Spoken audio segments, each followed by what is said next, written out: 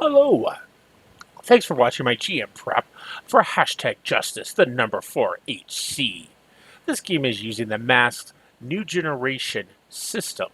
Superhero game, really interesting, really fun, completely different from any other systems, superhero games I've ran before.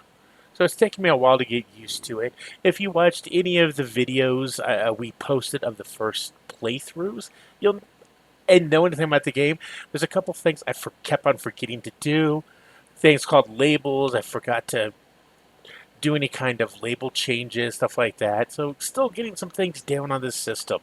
So one of the keys of this game is how you design an arc. I'm very much a sandbox kind of game master. I give the basic idea, the players build on it. This game does use that a lot, but you still need a little bit more organization, a little bit more control over it. So they use arcs. I've been sitting there designing a new arc, so I just thought I'd go over that. So a little bit about the game itself. Involves 6 players.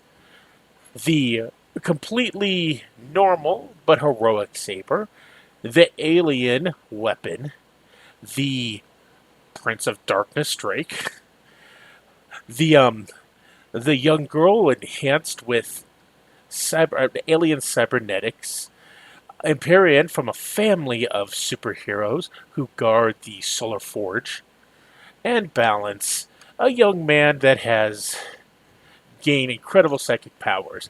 Now, early on, I started noticing a theme. 4 of the players, well, truthfully, 3 of the players can easily have an alien origin. One of them, Balance, can kind of be put in, so I've been kind of building an alien theme around them. Saber is going to have some influence too, either, but that's going to be more when his father, who is based on a superhero version of the world's most interesting man, and Drake, who is, a little bit more magic. But I'm going to start, there's going to be an alien influence going on here. So when I designed the game, when I was coming up, I gave each of the players a certain amount of NPCs that are kind of theirs. Ones I can hook design for hooks. So they're already ready. I can create hooks for them quickly. Each of the 6 NPCs are either family, friends, teachers, but a couple people actually have some bad guys on their list. The key to that was they actually work with them. I don't know quite how they're going to react, and some of them might not completely realize. But we have the young Weapon. But Weapon has got a mentor called the Black Knight, another member of his race. But that member of his race is 10,000 years old. If you know the myths, the conspiracy theories of the Black Knight satellite, obviously it's what it's based on. An alien that has been watching Earth for 10,000 years. The other one is Gauntlet, has a cybernetic ghost called Cyberpomp that is kind of advising, kind of helping her. She's going to have an interesting thing in the long run, where her entire thing is to download the dead. But she's trying to help Gauntlet, trying to teach her. Don't quite know what we're going to do with that yet, but I kind of like the concept. So this game is going to involve them and a couple other people. The basic idea of this hook, this arc, I have decided to name this arc I Lay Dreaming in the Euphrates. The concept is the Black Knight, 5,000 years ago, roughly 3,200 BC or so, had been watching Earth for centuries.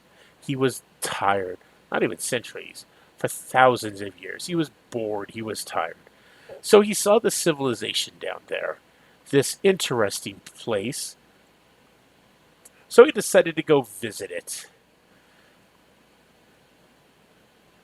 While down there, he met an interesting man named Gilgamesh, became his friend. They traveled, they explored. The Black Knight became his friend, and he actually stayed with him for Gilgamesh's entire life. Who he did enhance every once in a while, saved his life, let him grow, but eventually, even when Gilgamesh died, The Black Knight stayed there, or went home, went back into his satellite, not to come to Earth for a long time after that. But he had spent so much time on Earth, he forgot he he forgot pieces of his armor he had created for himself. Now the concept is that he had enhanced some of his power into the armor, so it would be a little bit more natural, so he didn't have to worry about it. But unfortunately, he forgot the helmet. That kind of stopped his plans. It took him a couple centuries to realize he had lost that helmet and some of the powers associated with it. He tried to find it, but he couldn't, so he kept his eyes open for it, but didn't particularly worry about it. Well, that helmet passed on, going from one collection to another until it landed into the collections of this man, Ted McGuire, who is a xenoarchaeologist and one of Gauntlet's contacts. A good guy. He's trying to teach her to help her to grow, to accept this alien artifact that is bound to her. Now he is going to have museum, going to have some kind of event at the Halcyon City's Museum of Science and Technology, where he's going to show off some of his alien artifacts. Everything is showing is completely depleted, no power, just interesting designs and things that they know are alien. Obviously, not everything is as depowered as possible. Black Knight finds about it. Cyberpunk finds about it. They have determined they want this. Black Knight wants his power back. Cyberpunk wants it because she thinks it will help her open up an,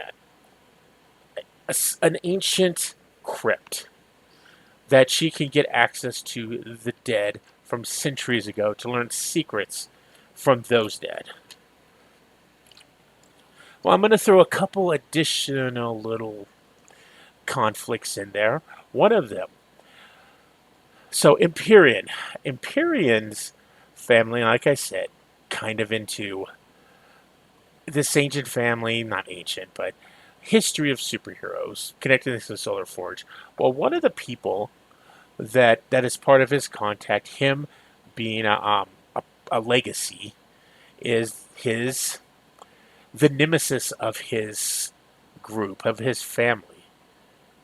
She is currently in prison, and her name is Rupture. Rupture. She is currently in a prison, secured away. What no one knows is that she has a son, Ruin. What is going to happen is Ruin is going to infiltrate. He's going to try to grab this so he can use it to rescue his mother. So it's going to ended up being a free fall between three supervillains of different styles. I'm going to see where it goes from there. Now, I wanted to put in a fourth thing. These three are going to be hard conflicts if they come into direct conflict, but there's some connection. So I wanted to put a wild card, something that maybe a little bit of power. So I think what I'm going to do is yet another thing. Superhero comics obviously always have alien invasions. Key to superheroes, alien invasions. We're going to do, say, 10 years ago, there had been an alien invasion, kind of shapeshifters. I'm trying to decide between shapeshifters and maybe parasites. But either way, some of the shapeshifters / parasites stayed on Earth. They have invaded and taken over a small city, a small town, and they basically live there hiding from humanity. But they see this power, the source of this helmet is great, so they want to use it to either start the invasion again or get off this mud ball. So they're going to also go for it. So they've been slowly infiltrating the museum for the past couple weeks, ready for this show, so they can make a play at it. Now, so when you're designing so the cast of this is going to be Black Knight, who seeks to recover his. Let me restate this. So it's I lay dreaming in the Euphrates. The type of this is going to be a destruction, going for an item power, and the impulse is to smash and grab.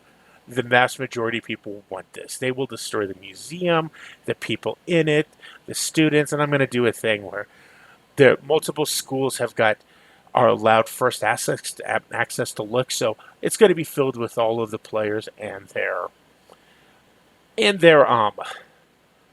favorite friends of school. So we're going to have the Black Knight, who's coming to recover his helmet. Cyberpunk, who seeks it to unlock a massive tomb, maybe at my Ziggurat. Ruin, who plans to use it to breach the Solar Forge and destroy it. And then the Nil, who are the race I was talking about. They're seeking it because they think it will help them get off this planet or destroy everything. They're upset. They've been here for a long time. So, they start with phase one, setting the board. Basically, it's going to start interesting. Both Black Knight and Cyberpunk are going to reach out to their friend, either Weapon or Gauntlet, and explain. Try to talk them into it being their eyes here, trying so they can get that helmet back, or get the helmet or get it back. Ruin is going to be doing something different. He has spent the last couple months masquerading in the school that we've called the McIntyre Halcyon Academy, that both Saber, as the son, the rich athletic son, and Empyrean, the protege of a dynasty of superheroes, go to, as well as Weapon. So he's been infiltrating, so he's going to try to get close and use that one to maybe finally destroy one of the members of the dreaded Mayhew family, which is known as Asher Mayhew. So one of the dreaded Asher Mayhew's family, and try to get in there. And then, like I said, the Nil are going to spend the last 2 weeks slowly infiltrating key people in the museum, making a move. So this is the part I'm going to not get into big what their plans are. Some I don't completely know yet. Some I haven't thought through. But Ruin's ability is, since he is the nemesis, the opposite of the Solar Forge, he has a darkness shadow thing. So he's going to start something like shadow crawlers to cause havoc throughout the museum, trying to cause maybe the young heroes that he is starting to realize are in these schools, to be distracted. Black Knight and Cyberpunk are going to push more and more on their companion to try to get it. And the Nil are just going to make a run for it. So I figured the first thing, there will be a conflict between the Nil and Ruin's Shadow Crawlers. Then game will happen. I don't know who's going to get it. I'm actually going to leave that part open. I'm completely open to what of the four factions are going to get it, or maybe even Ted gets to keep it. Who knows? But then making the move will be the final assault. This when people go through. This is when a Weapon might realize Black Knight is a long-lived monster. Definitely there was kindness in him at one time, but he just seeks. He came here 10,000 years ago to watch, preparing for an alien invasion that never came. His race evolved. They stopped caring about that sort of thing. But he doesn't know that he is still wired for the other side. The Cyberpunk is going to, try to talk Gauntlet into it. And Ruin might make a play for Empyrean, either to just try to end it or make another move. So that is the basic idea. I don't know quite how the last couple sections, like I said, those are being left open a little bit to find out who gets it, how the players are going to interact, how that is going to go down.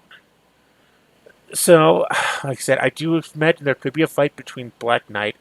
Cyberpunk could be done, but she's a little bit more in the net, in the air. She doesn't really have a physical thing, which, truthfully, in Mass doesn't matter. There are different ways to defeat people than just that way. But a cut fight, definitely a fight between Ruin and the group probably is going to happen. I do plan multiple little conflicts between the Nil as they make plans, try to reach out and get this artifact. When it's done, I don't actually know who's going to end up having it. I am kind of interested to see who they're going to allow to keep it. So we'll see where the game goes, how the fun happens, if it happens.